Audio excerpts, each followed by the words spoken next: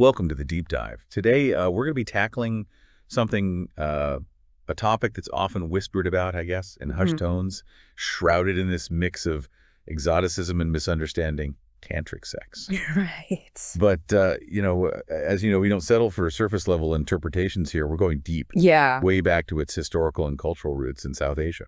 It's fascinating, isn't it, how something so ancient gets, reinterpreted and repackaged for modern audiences. Exactly. And our guide for this journey is scholar David Gordon White and his book, Kiss of the Yogini, Tantric Sex in its South Asian Contexts, Hmm. a title that already hints at the depth we're about to explore. Right from the start, White throws us a curveball. He talks about searching for authentic Tantra practitioners Oh, really? in Wisconsin. It's brilliant how he uses this anecdote to expose our modern fascination with finding the real or the original version of things, Yeah. especially when it comes to Eastern practices. And that urge to find the authentic so often blinds us to the fact that Tantra, as it existed in South Asia, is incredibly complex and diverse. Okay. It's not a standalone religion, but rather a tapestry of practices and beliefs woven into Hinduism, Buddhism, and Jainism. So context is key. Hmm. We can't just extract these practices and expect them to make sense in isolation, can we? Not at all. Imagine trying to understand a single brushstroke without seeing the entire painting. Right. That's what it's like to approach Tantra without its historical and cultural backdrop. Okay, so with that context in mind, let's delve into one of the central figures that White highlights, the yogini. Paint us a picture. Who is this enigmatic figure and what does she represent? Imagine a powerful female figure, often depicted as a goddess radiating a blend of allure and danger. Mm-hmm. That's the Yogini. White traces her roots back to ancient Vedic and Indo-European goddesses, Okay. associated with magic, sorcery, and even childbirth. Wow, magic, sorcery, childbirth. It sounds like she embodies a primal feminine power that's both life-giving and potentially destructive. Precisely. There's a sense of transgression, of pushing boundaries that's inherently tied to the Yogini. Yeah. And that brings us to one of the most controversial and often sensationalized aspects of Tantra. You're talking about the rituals involving female fluids, particularly menstrual blood. Yeah. I have to admit, even for someone who thought I knew a bit about Tantra, this was a surprising element. It's certainly a practice that challenges our modern sensibilities, but remember, the key is to understand these rituals within their historical and symbolic context. Okay. White argues that these fluids were seen as potent, embodying creative and transformative power. So rather than seeing them through the lens of disgust or impurity as they might be in some cultures, Right. they were viewed as sacred and even powerful. Exactly. They were associated with concepts of creation, purification, and even the breaking down of boundaries between the sacred and the profane. It's interesting how Tantra seems to invert our typical notions of purity and impurity. It definitely makes you question those assumptions, doesn't it? And this theme of challenging conventional boundaries runs deep throughout White's analysis. Speaking of challenging boundaries, let's talk about the book's title, Kiss of the Yogini. Mm-hmm. This refers to a specific tantric practice, right? Yes, it does. But remember, like everything else we've discussed, it's not about the literal act itself. Okay. The kiss is a metaphor for a transfer of power and energy that's believed to occur through the consumption of female fluids. So what makes this metaphor so powerful within the tantric worldview? Well, on a symbolic level, it speaks to the merging of opposites, male and female, human and divine. It's about accessing a potent energy that resides within the feminine and harnessing it for spiritual transformation. And this connects to the idea of the subtle body that we discussed in our prep notes. Can you explain that concept a bit more for our Yeah, listener? of course. In Tantra, the subtle body is like an invisible map of energy channels and centers that run throughout your physical form. Mm. Practitioners believe they can manipulate this energy through practices like breath work and visualization. So it's not just about the physical body. It's about accessing and controlling a deeper energetic dimension within ourselves. Precisely. And this brings us back to the kiss of the yogini. It's not simply a physical act. It's a symbolic representation of tapping into that potent feminine energy and channeling it for spiritual growth. This is already making me rethink my understanding of Tantra. It's so much deeper than just the sexual practices that often get highlighted in popular culture. You're absolutely right. And the more we delve into White's research, the more layers we uncover. Okay, so we've got this fascinating foundation laid out, the yogini, the subtle body, the symbolic kiss. But White doesn't stop there. Mm-hmm. He connects these seemingly esoteric practices to something very real and powerful, royal authority in South Asia. And this is where the real aha moment hits, right? Yeah. We start to see how Tantra wasn't just a fringe spiritual practice, Right. but something that was intertwined with the very fabric of power. Tell me more about that. How did kings actually use Tantra to legitimize their rule? Think of it like this. In a world where divine right was paramount, Okay. a king needed to demonstrate his connection to the divine, Right. and Tantra offered a way to do that. So it wasn't just about ruling with an iron fist. It was about projecting an image of spiritual authority, of being divinely chosen. Exactly. And we see this in the way kings commissioned temples and sculptures depicting themselves alongside powerful deities, or even engaging in specific rituals that reinforce their connection to the divine. It's like a PR campaign with a mystical twist. Yes. And it wasn't just about appearances. Some rulers may have genuinely believed in the power of Tantra to enhance their reign, Right. to protect their kingdom, or even to grant them supernatural abilities. It's fascinating how those two motivations, the political and the spiritual, could have been so intertwined. Absolutely. And that complexity makes it all the more intriguing to explore. Okay, so we've got Tantra playing a role in royal courts, but White also emphasizes the importance of secrecy and the transmission of knowledge through specific lineages. This is where things get even more interesting. Okay. Tantric knowledge wasn't something you could just pick up from a book. It was transmitted orally from teacher to student, often through secret initiations. So it created this sense of exclusivity, like you were being inducted into a secret society. Exactly. And that control over access played a significant role in how Tantra functioned within society. It wasn't just about spiritual knowledge, it was about power. Who held it, who could access it, and who was excluded. That raises so many questions about the dynamics of power and control within these traditions. And those are the questions that make studying Tantra so compelling. It's not just about ancient rituals and esoteric practices. It's about understanding how those things shape and reflect the social, political, and even psychological landscape of a culture. This is truly a deep dive, and I feel like we've only just begun to scratch the surface. We have, haven't we? Yeah. But even at this stage, one thing is clear. Tantra is far more complex and nuanced than the popular misconceptions often suggest. Exactly. And as we continue our exploration, I think it's important to keep that complexity in mind. Right. Let's not reduce Tantra to simplistic stereotypes or project our own modern biases onto it. I couldn't agree more. The goal is to understand these practices on their own terms within their historical and cultural context. And that, my friend, is what makes this deep dive so fascinating. It's like we're peeling back layers of a centuries-old onion, and with each layer, the aroma gets more complex. I love that analogy. Yeah. And speaking of layers, one thing that keeps coming up for me is this tension between how Tantra elevates the feminine Right. and the realities of a patriarchal society. That's a crucial point. While the Yogini represents this potent feminine force, Right.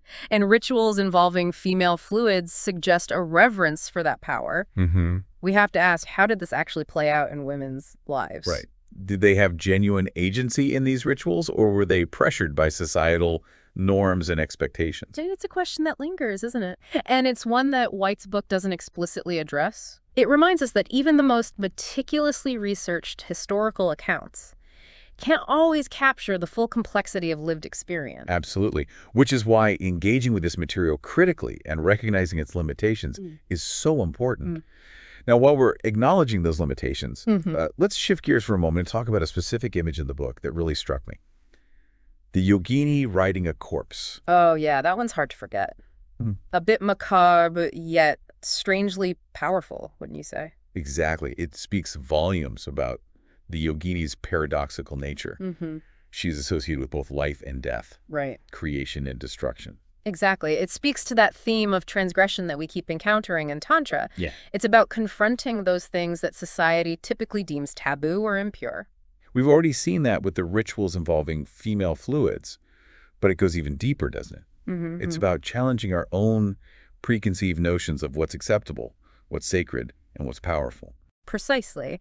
And that brings us to another important point that White highlights, the diversity within the tantric landscape. Okay. It wasn't a monolithic system with one set of beliefs and practices. So there wasn't a Tantra 101 handbook back then. Not quite. We see variations across different religious traditions, Hindu, Buddhist, Jain, and even within those traditions, there were different lineages with their own unique interpretations. It sounds like you needed a really good map to navigate this territory. And thankfully, that's where White's scholarship comes in. He helps us make sense of this vast and intricate web of practices and beliefs. He does a remarkable job of outlining the common threads while also acknowledging the regional variations and individual interpretations that make Tantra so fascinating. Okay, so we've established that Tantra wasn't a one-size-fits-all system, but were there any specific rituals that were particularly common or illustrative of its core principles? One that comes to mind is what's often referred to as the left-handed path.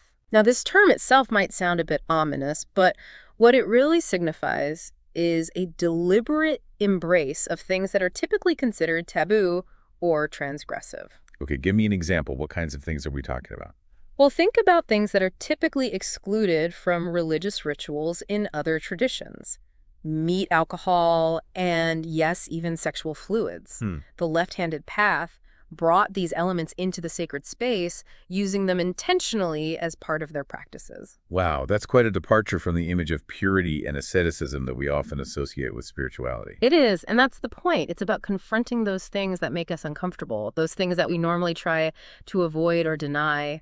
So it's like they're saying nothing is inherently impure. It's all about context and intention. You've got it. And by bringing those taboo elements into the ritual space, they're stripped of their power to shock or disgust. They're transmuted and reintegrated into a new understanding of the sacred. This really challenges my assumptions about what constitutes a spiritual practice. Yeah. It's so much broader and more encompassing than I initially thought. And that's just one example. There were so many other rituals and practices that White explores in detail, each with its own unique symbolism and significance. Speaking of symbolism, you mentioned earlier that you're particularly interested in the metaphorical language of Tantra. Yeah. What stood out to you from White's analysis in that regard? Well, one thing that I find endlessly fascinating is the concept of the subtle body. Okay. It's such a rich and evocative metaphor for the unseen forces and energies that shape our experience. It's like a hidden landscape within ourselves, with its own geography and energy flows. Precisely. And the tantric practices, with their emphasis on breathwork visualization and the activation of specific energy centers or chakras, are all about navigating and manipulating the subtle landscape. It's like they're saying there's more to you than meets the eye. There's a whole universe within you waiting to be explored. Exactly. And that exploration isn't passive. Right. It requires effort, discipline, and the guidance of an experienced teacher. Which brings us back to that idea of lineage and transmission that we touched on earlier. Right. This knowledge wasn't something you could just pick up from a book or a weekend workshop. Right. It was carefully guarded and passed down through generations of practitioners. Absolutely. And that emphasis on lineage wasn't just about preserving ancient traditions. It was about ensuring that the teachings were transmitted with the proper context, intention, and most importantly, with the right energetic alignment. It's like you're tapping into a current that flows through time, connecting you to a lineage of awakened beings. You could say that. And that sense of connection, of being part of something larger than yourself, is a powerful draw for many people who are drawn to Tantra. It's fascinating how this ancient tradition, with its seemingly esoteric practices and beliefs, continues to resonate with people in the modern world. It does, doesn't it? And I think that speaks to the universality of the human experience. We all share the same desires, the same fears, the same longing for connection and transcendence. And Tantra, in its own unique way, offers a path towards those things.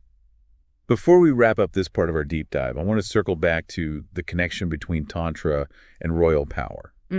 We talked about how kings used it to legitimize their rule, but was there more to it than that? Yes, there was. White argues that for some rulers, Tantra wasn't just a political tool. Right. It was a genuine spiritual pursuit. They saw it as a way to enhance their wisdom, their compassion, and their capacity to rule effectively. So as a way of cultivating inner power alongside their worldly authority. You could say that. And some kings even believed that Tantra could grant them supernatural abilities, like the power to heal, to control the elements, or even to see the future. Wow. That's stepping into some pretty heady territory. Yeah. It's amazing how those beliefs, even if we view them as superstitious today, could have shaped the course of history. Absolutely. And it reminds us that we can't fully understand the past if we judge it solely through the lens of our modern perspective. We have to step into the worldview of the people who lived it to grasp the power that these beliefs held for them. Okay, so we've got kings seeking spiritual guidance and supernatural abilities, but wasn't there also a potential downside to this connection between Tantra and power? You're right. And that's one of the most insightful aspects of White's analysis. Yeah. He points out that while Tantra could be a force for good, Right. it could also be misused. In the hands of a corrupt or power-hungry ruler, it could become a tool for manipulation and control. It's like any powerful tool, it can be used for both constructive and destructive purposes. Precisely. And that tension is something that we see throughout history, isn't it? Yeah. The potential for both good and evil is woven into the very fabric of human nature. And that duality, that interplay of light and shadow, is reflected in the very heart of Tantra itself. It's not a simplistic system of good vibes only. It's about confronting the totality of human experience, embracing the light and the dark, the sacred and the profane. And that, I think, is what makes it so relevant even today. It's a tradition that doesn't shy away from the complexities of life, but rather invites us to explore them, to learn from them, and to grow through them. It's a journey into the depths of ourselves, and it seems like every step we take reveals a new layer of complexity. And that complexity is reflected in how Tantra viewed the human body. They didn't see it as something to be denied or transcended. Okay. Instead, it was a microcosm of the cosmos, a source of immense potential power. So rather than rejecting our physicality, Tantra encourages us to embrace it, to explore its capabilities, and to tap into its hidden energies. Precisely. And that includes sexual energy. Right. Tantric practitioners believe that this energy could be transmuted and directed upwards through the subtle body, leading to spiritual awakening. It's not about seeking pleasure for its own sake, but rather about using those sensations as a catalyst for transformation. Exactly. It's about harnessing the power of desire and channeling it towards a higher purpose. We've talked about the subtle body, but can you remind our listener what exactly it is and why it's so important in Tantra? Think of it as a network of energy channels and centers that exist alongside your physical body. It's like an invisible map of your energetic anatomy. And through practices like breath control visualization and the activation of specific chakras, Tantric practitioners believe they can manipulate those energies to achieve different states of consciousness and spiritual experiences. It's fascinating how Tantra weaves together the physical and the spiritual, the seen and the unseen. It's a holistic system that recognizes the interconnectedness of all things. Okay, so we've explored the Yogini, the subtle body, the role of ritual and transgression, and even the connection to royal power. As we start to wrap up this deep dive, I'm curious, what are some of the key takeaways that you think are most important for our listener to remember? Well, first and foremost, it's crucial to approach Tantra with a sense of curiosity and open-mindedness. Let go of any preconceived notions or stereotypes that you might have picked up from popular culture. It's about recognizing the depth and complexity of these traditions, right? Absolutely. Tantra is not a monolithic system. Right. It's a diverse and multifaceted tapestry of practices and beliefs that have evolved over centuries. So resist the urge to simplify or to seek out easy answers. Exactly. Embrace the mystery, the paradox, and the challenge that Tantra presents. And remember that context is key. We can't truly understand these practices without considering their historical and cultural background. That's so important. Don't fall into the trap of judging these practices solely through the lens of our modern sensibilities. Right. Try to step into the worldview of the people who practice them to grasp the power and significance they held within their cultural context. It's like traveling to a foreign country. You wouldn't expect everyone to speak your language or follow your customs. Right. You'd approach the experience with respect and a willingness to learn. That's a great analogy. And finally, I'd say the most important takeaway is this. Tantra is not just about ancient rituals and esoteric practices. It's about exploring the depths of human experience, about confronting our desires and fears, and about discovering our own potential for transformation. It's about awakening to the sacredness within ourselves and in the world around us. Beautifully said. And while we've only scratched the surface in this deep dive, hopefully it's sparked a curiosity in our listener to explore further, to delve into the rich and multifaceted world of Tantra. And as you continue your own exploration, I leave you with this thought. How can we integrate the wisdom of Tantra, its emphasis on embodiment energy and transformation to our own lives in a way that's both meaningful and authentic? That's a great question to ponder. It's a journey of self-discovery, and there's no one right answer. Hmm. But the beauty of Tantra is that it encourages us to ask these questions, to explore, to experiment, and to find our own unique path to wholeness. Thanks for joining us on this deep dive. Until next time,